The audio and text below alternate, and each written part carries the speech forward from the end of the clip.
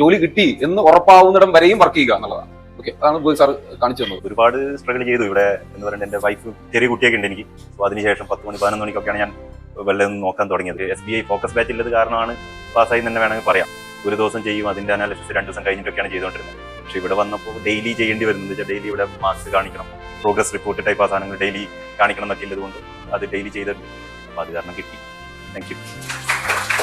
നമ്മുടെ Prajeev sir SBI ക്ലർക്കിൽ final lap വരെ ഉണ്ടായിരുന്ന ആളാണ് സാർ. IBPS ക്ലർക്ക് ഇപ്പോൾ ക്ലിയർ ചെയ്ത് നിൽക്കുവാണ്. പിന്നെ സാർ CGL ക്ലിയർ ചെയ്തിട്ടുണ്ട്. ഓക്കെ, CGL ഉണ്ട്, IBPS ക്ലർക്കും ഉണ്ട്. നിങ്ങളോടൊക്കെ പറയാനുള്ളത് മോക്ക് നല്ലോണം ചെയ്യാം. എത്ര ചെയ്യാൻ പറ്റുമോ അത്രയും ചെയ്യുക. മോക്ക് ടെസ്റ്റിൽ നിങ്ങൾക്ക് നല്ലപോലെ സ്പീഡ് കൂട്ടാൻ വേണ്ടി പറ്റും. പിന്നെ അതിൽ അനലൈസ് ചെയ്യുമ്പോൾ റീ അറ്റംപ്റ്റ് മോഡിൽ ചെയ്യുക. ഒന്നുകൂടെ ചെയ്ത് കഴിഞ്ഞ് അത് ശരിയാണോ ഉത്തരം എന്നുള്ള കാര്യം നോക്കിയിട്ട് പിന്നെ അതിന്റെ സൊല്യൂഷൻസ്, അവർ കൊടുത്ത സൊല്യൂഷൻസ് ഒക്കെ എന്തൊക്കെയാണ്, അല്ലെങ്കിൽ കൂടുതൽ ഡൗട്ട് വരുമ്പോൾ അനീസ് സാറും വിമൽ സാർ ഇവിടെ തന്നെ ഉണ്ട്. അവർ നിങ്ങളെ നല്ലോണം ഹെൽപ്പ് ചെയ്യും. എന്നെ ഒരുപാട് ഹെൽപ്പ് ചെയ്തിട്ടുണ്ട്. ഇതൊക്കെയാണ് എനിക്ക് പറയാനുള്ളത്.